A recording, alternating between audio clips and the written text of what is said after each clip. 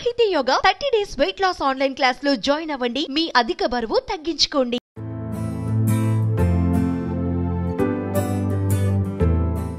మహిళలను కోటీశ్వరులను చేస్తానన్న సీఎం రేవంత్ రెడ్డి ఆ దిశగా మహిళా దినోత్సవం రోజున కొత్త పథకాలను శ్రీకారం చుట్టనున్నారు.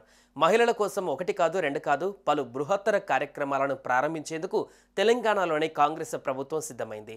ఈ పథకాలను ఎప్పటి నుంచి ప్రారంభించనున్నారు, ఎవరికి లబ్ధి చేకూరనుంది, అసలు ఆ కొత్త పథకాలు ఏంటో ఇప్పుడు చూద్దాం.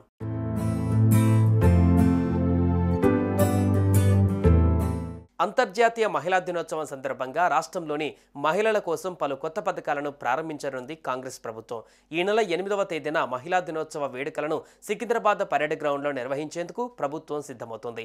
మహిళా దినోత్సవాన్ని పురస్కరించుకొని మహిళలకు సరికొత్త పథకాలతో లబ్ధి చేకూర్చేందుకు ప్రభుత్వం అన్ని చర్యలు చేపట్టింది. అలాగే మహిళల భద్రత, ఆరోగ్యం, ఆర్థిక పటిష్టత కోసం మరికొన్ని పథకాలను ప్రారంభించే అవకాశాలు ఉన్నట్లు తెలుస్తోంది.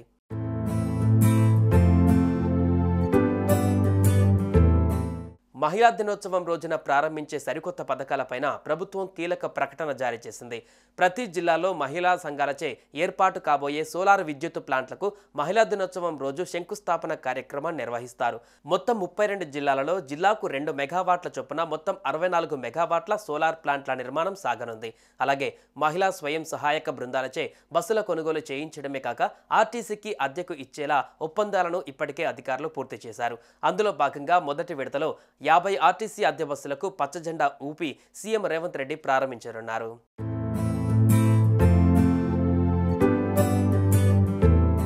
నారాయణపేట జిల్లాలో మహిళా సంఘాలు ప్రారంభించిన పెట్రోల్ బంకు తరహాలోనే మిగిలిన 31 జిల్లాలలో పెట్రోల్ బంకులను మహిళా సంఘాల సారథ్యంలో ప్రారంభించనున్నారు. వడ్డీ లేని రుణాలు, చెక్కులను మహిళా సంఘాలకు అందించేందుకు కూడా ప్రభుత్వం సిద్ధమైంది. ఏడాది కాలంలో ప్రమాదవశాత్తు మరణించిన 400 మంది మహిళా సంఘ సభ్యులకు 40 కోట్ల ప్రమాద బీమా చెక్కులను సైతం అదే రోజు సీఎం రేవంత్ రెడ్డి చేతుల మీదుగా అందజేయనున్నారు. మహిళా దినోత్సవం పురస్కరించుకొని 14,000కు పైగా అంగన్వాడీ టీచర్లు, హెల్పర్ల నియామకాల ప్రక్రియను సైతం మహిళా దినోత్సవం రోజున ప్రారంభిస్తారు. మహిళలకు ఉచితంగా డ్రైవింగ్ శిక్షణ అందించడమే కాక సబ్సిడీ రూపంలో ఆటోలను ప్రభుత్వం అందించేందుకు సిద్ధమవుతుందని సమాచారం. మహిళల భద్రత, ఆరోగ్యం, ఆర్థిక పటిష్టత కోసం మరికొన్ని పథకాలను మహిళా దినోత్సవం రోజున ప్రారంభిస్తారని, ఇప్పటికే మహిళల సంక్షేమం కోసం అవలంబిస్తున్న విధి విధానాలను పరిశీలించేందుకు అధ్యయన కమిటీని సైతం ప్రభుత్వం ఏర్పాటు చేసింది.